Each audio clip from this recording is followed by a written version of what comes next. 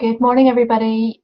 My name is Julie Garish. I am part of the Employability and Careers team, and I am absolutely delighted to have Ashley McConaghy with us today from Almac. She's part of the recruitment team there, and she's kindly agreed to do a session on communication and confidence today. So I'm conscious of time and I want to get started, so I'm just going to introduce Ashley and let her get going. Just to let you know that we're recording the session and it will be available on our YouTube channel later on. Thanks, Ashley. Thanks, Julie. Good morning, everyone. Hopefully you're all keeping well on this lovely Monday morning. And my name is Ashley, and as Julie mentioned, and my job role is as a talent acquisition lead at the Almac Group. So basically what I do is I look after a lot of the recruitment that goes on within Almac. I'm actually an or a UU graduate myself. I studied international business studies up in Coleraine quite a few years ago now. So I've been sitting in your shoes myself, and I'm absolutely delighted to participate in the session today where I'm going to discuss communication and its importance in the workplace and hopefully give you some tips for the future. Okay, so again, we're very excited to be participating in the UU Careers and Employability Week for the second year running, and hopefully you'll also be able to drop into some of our virtual careers events that we'll be hosting this week and get to speak to myself and some of the other members in the team there. And if you have any questions or anything, you can come to us and we can hopefully guide you through those. Okay, so just as an update, I recognise that circumstances and personal study, they're very different from a few years back whenever we started to transition, from, COVID, and now we're kind of transitioning back into the kind of the new norm. But it's just to assure you as well that graduate skills and talents are still very much in demand, and employers are very much still hiring. In fact, the job market at the moment is busier than ever as companies are now starting to open up and rethink their plans and come out of the other side of the pandemic, and it's a really, really competitive market out there. Okay, so what I'm going to do then is I'm just going to move on through the slides, and I'm going to start to talk about, what type of skills do employers want, really just as a start, as an introduction. So, I suppose whether you're looking either for a graduate position or planning, to take up a job anywhere, employer surveys continue to emphasise that need to have good key skills, those transferable skills, the ability to network, maybe the right attitude and all of that. So identifying your skills can really help you focus on what jobs would be good for you. So when it comes to recruiting graduates, it might be interesting for you to note, as well as your qualification, those attitudes and aptitudes are often seen as more important as that qualification as well. Whilst those technical and basic skills are required to get past that initial application stage, other aspects such as those personal qualities and attitudes are often seen as being far more critical. So some of the research that's been carried out over the year from the recruiting expert Hayes, so they're a large recruitment agency, a global agency, and what they did was they surveyed over 23,000 employers, really just looking to see what the key skills that companies really are looking for over the next 12 months. And really, I suppose the findings, what they had found there was the top key skill that employers are looking for at the moment are communication and interpersonal skills. So that's needed by, 55%, but personally I would say the number would be larger than that, because as you all know, communication, we use it every single day in life. Other skills there is that ability to adapt to change, problem solving, flexibility and adaptability, and also people management skills as well. So you can see there that there are things there that you're probably doing every single day, but those are the type of skills that employers are looking for, and the skills that you can then take into your future career with you. So you can see there the very top skill there is communication and interpersonal skills. It's the top kind of thing there that people are looking for. It's the most important skills that employers are looking for. That effective communication, it's able to open communication channels between teams, and it leads to that bigger effort and part of the team, because if everyone's talking, everyone's aware of what's going on, everyone knows what's involved in the project, those interpersonal skills as well are equally important, because communication without interpersonal skills, it's not valuable. So for example, you know, interpersonal skills will be things like connecting with your audience, and you'll do that through using things like body language, interpersonal skills, you know, your attitude, your positivity, all of that. Employers, they really do want to see that you'll be a great fit for the team and to help to add to the culture of their company. You know, you'll be able to show that you can communicate effectively with everyone around the business, you know, from junior people right up to those senior people. It's definitely a top skill. Okay, so in terms of communication, you know, you're thinking, well, what is it? We do it every day. So the definition of communication is the imparting or exchanging of information by speaking, writing, or using some other medium. But I'm interested in finding out, well, what do you think? Do you think that there's anything more to communication than just those speaking, writing, using words, or something like that? So what I'm going to ask you to do then is using the Blackboard tool. There's a T, so Julie tells me at the top, the T for text. If you click that, I'd be interested in hearing from yourselves, what else do you think? Is that definition accurate, or do you think, you know, there's more to communication than just exchanging information? So I'll give you a couple of seconds just to pop some ideas onto the whiteboard there for me. So if you click the T at the top right of the screen, it allows you to type on the whiteboard. Yep, that's great. There you go, Yep. it's working. Great, brilliant. So is there anything else there that you can think of that comes into communication? Yes, we're seeing listening there. Yes, speaking is important. Absolutely. Body language, again, equally important. Your tone of voice. Eye contact, yes, it's important to be maintaining that eye contact as well. It makes your message, I suppose, seem more authentic when you can look someone in the eye when you're telling them or providing that information. Yeah, absolutely. Smiling, being positive.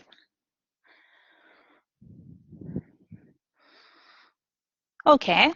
No, that's great. That's a great start. So I think the most important thing that we can take from that is that communication, it's not just that imparting or exchanging of information. There's a lot more to it than just saying words, I suppose. So on our next slide here, you know, we've broken down in terms of what the most important kind of elements of communication is. You know what makes up everything to do with communication. So in terms of what we're seeing, the 55% there, do you want to pop a wee message into the chat in terms of what you think that 55% would represent? Is it going to be words, non-verbal, or delivery of your message? There are percentages on the slide. I'm not sure if you can see them or not. So,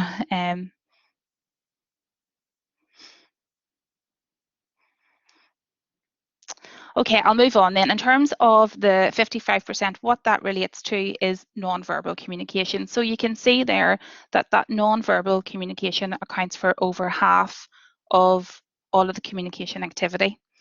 So 7% there, that accounts for words. So words are literally the black and white, the words that you're speaking. So personally, you know, in terms of yourselves, you know, have any of you ever had a text message or a WhatsApp message, and you know, you think to yourself, I don't know what that means, or you know, it may be thinking, you know, are they annoyed at me just because of the perceived message of the tone of the text? Because literally all you're getting there is words on a screen. So sometimes, you know, whenever you're texting information or whatever, it doesn't always come across as what, you know, you intend the message to be. And that's where those elements such as non-verbal and all start to come into it. So non-verbal are some of those things there that you had mentioned before, such as your eye contact, your posture. So you're sitting up straight, you're, you know, receiving the message well, you're confident to communicate, your gestures, you know, you're open, your body language is open, you're not fidgeting, you're not, you know, clicking, you know, your pen or whatever, you're interested in the conversation, and your facial expression as well. So those smiles, so, you know, the eye contact, all of that, that accounts for over 55% of communication. So, you know, someone can come and give you a message, can be very blunt, direct, but if they're coming with that message with a smile on their face, you know it's positive, or maybe, you know, the other way around, it really does help with the delivery of the message. Okay. And then the other thing that is important as well is delivery. So the delivery of your message. So again, have you ever heard that expression, you know, it wasn't what he said, it was the way he said it? You know, you do come across that all the time. And again, what that relates to is the delivery of the message. So it's the tone of voice that you're using, it's the pitch of your voice. So if someone is screaming at you, you know, either you need to run or something has happened or whatever. The volume of the message, you know, in terms of, are they being really, really loud, or are they whispering?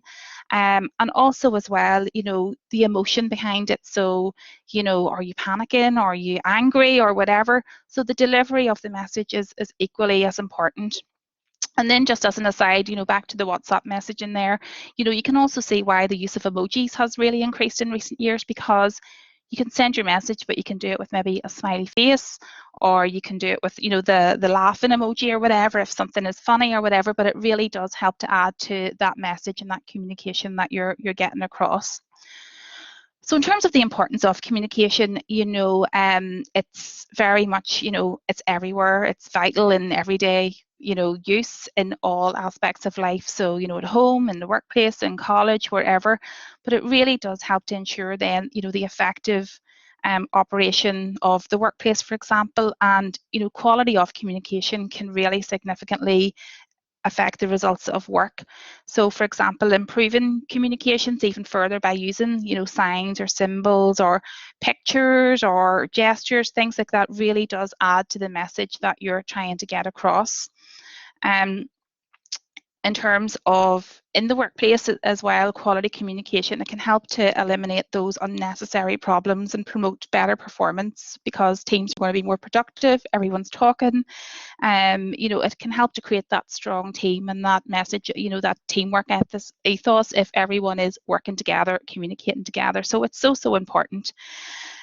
You know, a statistic by the US company Gartner, just to throw a stat out there, shows that, you know, 70% of any of the mistakes that a company may make, it's down to poor communication, really, because people aren't communicating when things go wrong, if errors are made, whatever, they're just not speaking about it. So it just does grow up to be that bigger problem.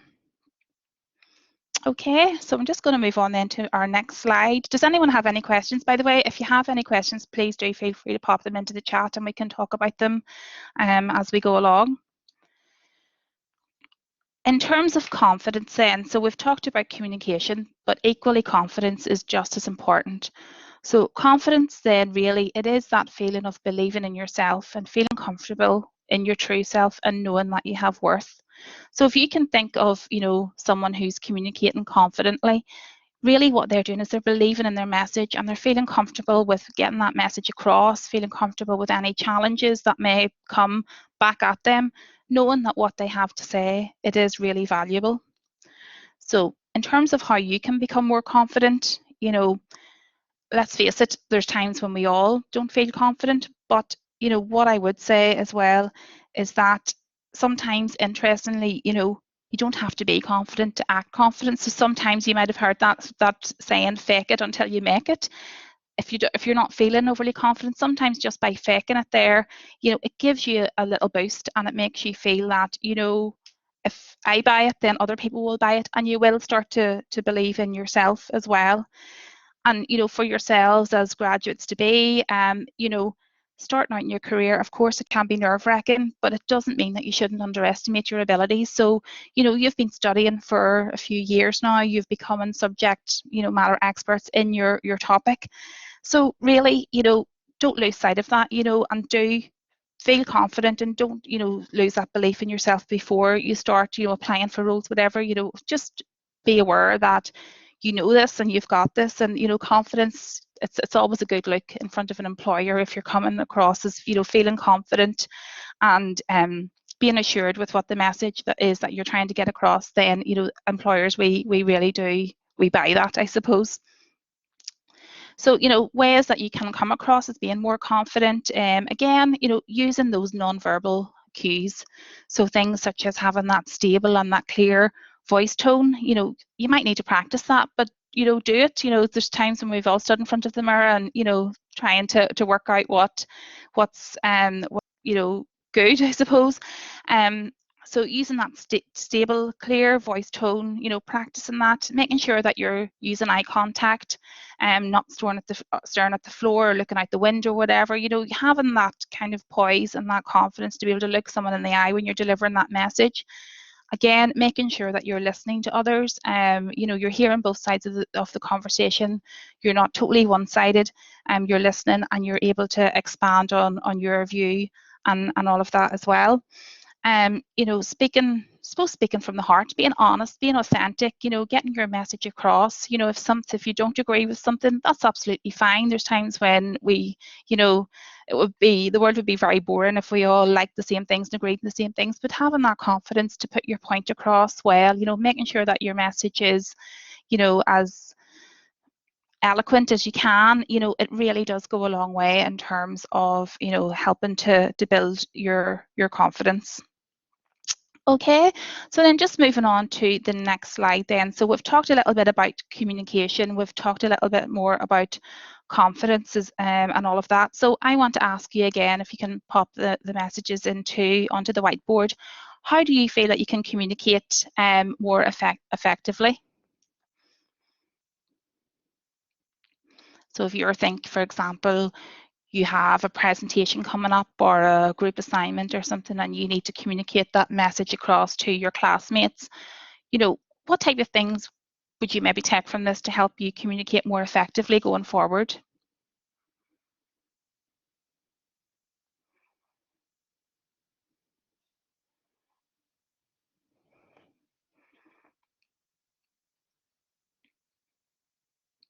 Yes, absolutely. You see one coming in there, rehearsing well, knowing your topic, preparation, and making sure you're prepared, speaking clearly, absolutely. Eye contact, yeah, absolutely. It's always great to have that eye contact and engaging with the audience. Makes it feel again that you're speaking to them directly, so it definitely looks good. Yeah, looking professional, absolutely. We'll talk a little bit more about looking, you know, that professionalism in a little bit as we go on. Okay, so I'll just move on through because I'm conscious of time as well. Yeah, professional friendly language, absolutely. So in terms of communicating confidently and more effectively, so here's some of the key things that I would suggest that you consider to help you come across really as a more confident communicator. So the first point there really is knowing your audience. So, you know, it's about knowing who you're speaking to, making sure that your message is tailored towards them, you know, trying to see things from their perspective as well. So it's nearly like preparing yourself for any arguments that might be coming back. So you know what's maybe in their heads, you know what their agenda is, but for what is the saying? Is it forearmed is forewarned? I think that's right. You know, if you kind of have a good idea what's going to be coming back at you, it'll put you in a better position then to tailor your own arguments. In terms of knowing your message, again, preparation is key. So I'm glad to see that a few of you had mentioned that in the previous slides. Preparation really is key. And I suppose, you know, one of the main things is to think of what your key message is. So if you have only one sentence to share with your audience, what would it be? So sometimes it's about having your message so succinct and clear, because that really does help, you know, when you're having conversations or when you're, you know, writing assignments or whatever, to know what it is that you're going to get across. It means that you're not going to, you know, diverge from that. You'll always have that at the forefront of your mind. In terms of the delivery again, you know, making sure that whenever you're delivering that message that you're slowing down when you're speaking and you're pausing. So sometimes when we get nervous, you know, we really do talk really quickly. We can go off on a tangent. It's a bit like a speeding train with no final destination. Really, you know, it is a matter of maybe taking a deep breath, taking a step back, counting to 3. You know, again, pauses are natural. It's not that, you know, you need to fill every sentence. And equally, if you're speaking to someone and they pause, you know, enjoy that pause, take that pause to regather your thoughts, because sometimes those pauses can really help with restructuring your message and getting back on point if need be. Again, using structure to shape your content. So I'm sure, you know, you've all done assignments, I've done assignments, you know, making sure that you have that structure there in place, which you know, you've your beginning, your main body, the end. So you know really what it is, where you're going and how you're going to get there. So using that structure there, because it does help, especially if you are having people coming back at you and arguing, you know, back or whatever. If you have that structure in place, you'll never kind of go stray too far from the main message that you're trying to get across. Other things to consider is consider your language. So I was glad to see as well someone had spoken there about professional language. Professional, absolutely, but what I would say as well is using simple language too. So, you know, keep it simple. Don't be trying to overcomplicate or use big words just for the sake of it, you know, to maybe try and sound more important or whatever. Just keep your message brief, keep it succinct. You know, clarity is key to getting that message across.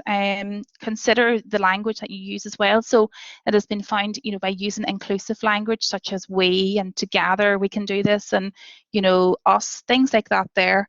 It really does help everyone feel that wee bit more included, and they're a bit more agreeable towards you. So if you're using language that is inclusive, you might find that people, you know, do receive that message that little bit better. If you want to read up on this here as well, you know, there's things such as embedded commands, which I find fascinating as well, because they help to influence discussions. And the way that they work is that they kind of go straight into someone's subconscious mind, if that makes sense, and kind of gets them to do what you want without actually telling them to. So, for example, you know, things might be that you would say, for example, in a meeting, you know, well, if we start this now, we'll get this finished by 12 o'clock. You're not telling them get this done by 12, but you're kind of putting the message out there, you know, if we start now, we'll be finished for 12, and then everyone ultimately works towards that goal. So I find that absolutely fascinating as well, in that your words, you can really influence people to do things the way you want them to. Also as well, you know, with people speaking about listening skills, so displaying those active listening skills. So, you know, don't be the one doing all the talking, making sure that you're listening to everyone's point of view. Don't interrupt people when they're speaking, let them finish. You know, again, you know, look at the speaker when they're talking, allowing those natural silences to occur. And again, you know, using that positive body language and gestures, you know, nodding your head, you know, smiling in the right places, all of that there. But just make sure that you're doing all of that will really help you come across as a more effective communicator. Okay, so just moving on to the next slide. So again, talking about first impressions, you've probably heard that saying as well.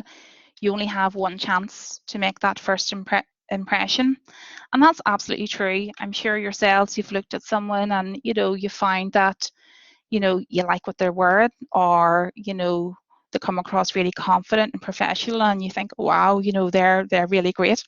Equally, you know, there could be someone in the, you know, someone who's maybe sitting on the outskirts that's a bit quieter and a bit shy, and you think, they don't really have too much to say for themselves. So, you know, really, you do have that one chance to make that first impression, and it does take that quick glance for someone to really evaluate you when they meet you for the first time. So I'm thinking towards interviews, for example, you know, whenever you go into the room, you know, unconsciously, you know, people are making that first impression, and they're, you know, of you, and they may form that opinion on you based on your appearance, your body language, you know, your demeanor, how you come across.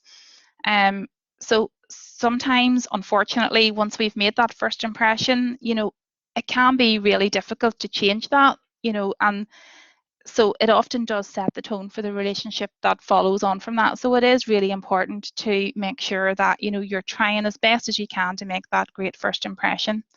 So things that you can do to help that. So for example, if it's a meeting that you're attending, or an interview, for example, so be on time. You know, it's respectful. It's, you know, saying to the employer or whatever, you know, I really respect your time, so I'm going to be on time for you. And, you know, if you're running late to a meeting or whatever, or running late to an interview, no one's going to be interested in the fact that, you know, you slept in, or, you know, you couldn't find whatever it was that you needed to get out the door.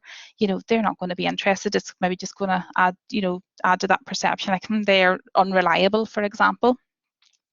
Making sure that you're presenting yourself appropriately. So, you know, physical appearance does matter. Now, we're not saying that you have to be a model, or, you know, go and present yourself like a model, but it's about being professional. So for example, if you're going for a job interview, making sure that you're presenting yourself in a professional way, that, you know, maybe have a think about, well, what's the person that I'm going to meet, what are they likely to be wearing? Is it going to be business attire? Is it maybe going to be casual or whatever? And trying to kind of read the room, if that makes sense, to make sure that you're presenting yourself as well in a good way.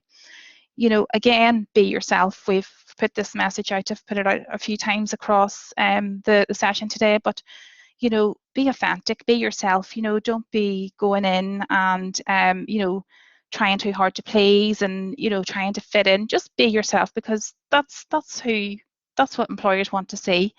I see some people are having to go. So yes, we're nearly out of time. So I will not be too long. Have a winning smile. So being smiling, being confident, being open and confident, using small talk as well. Sometimes small talk helps you find out, you know, things about people, you know, which is good. It shows that you're interested and you want to, you know, develop a relationship with them.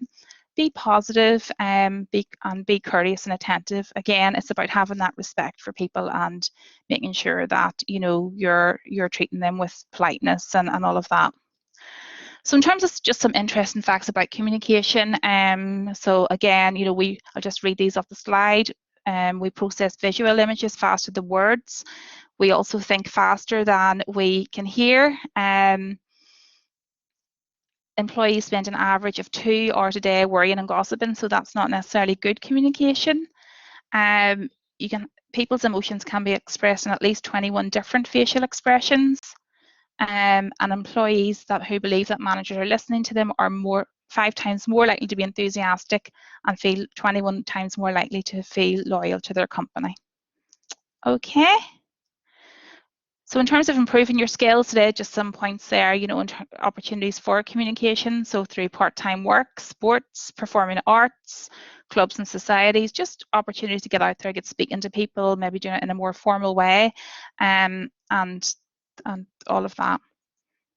Okay, so that brings us to the end of the talk. Apologies, the end was a little bit rushed. I think we were late in getting started as well, so it has had a bit of an impact on our delivery time. So hopefully you all enjoyed that. Does anyone have any questions, or are there time for questions?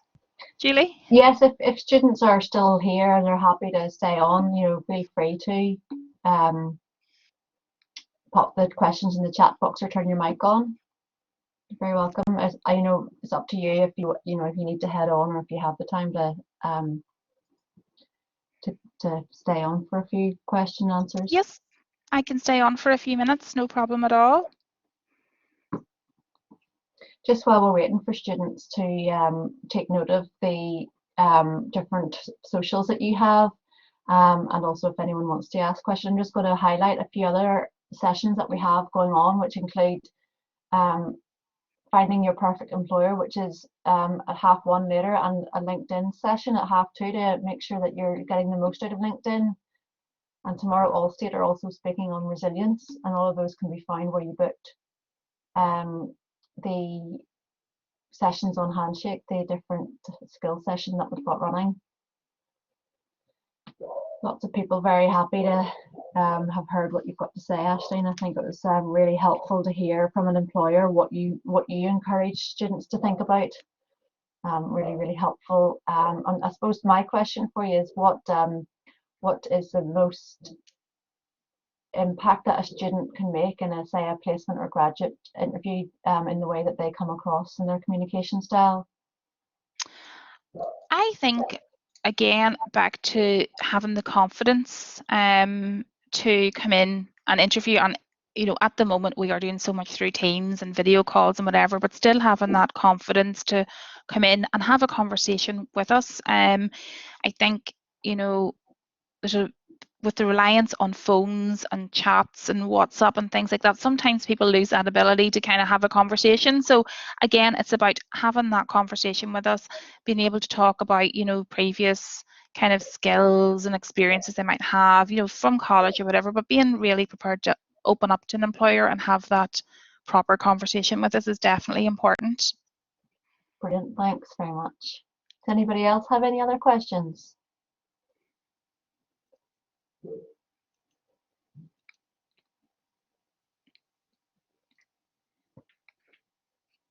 No, nothing coming through at the minute there, Aisling. No, that's fine, no problem.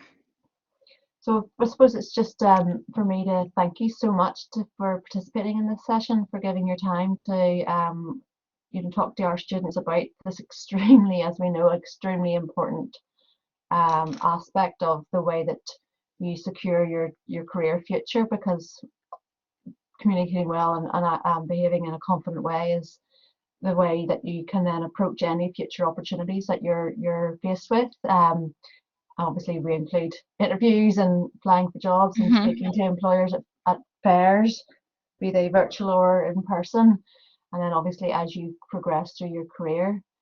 So really, really appreciate your time today, Aisling, and helping explain that to our students. You're very welcome, anytime. I think I'll finish recording now.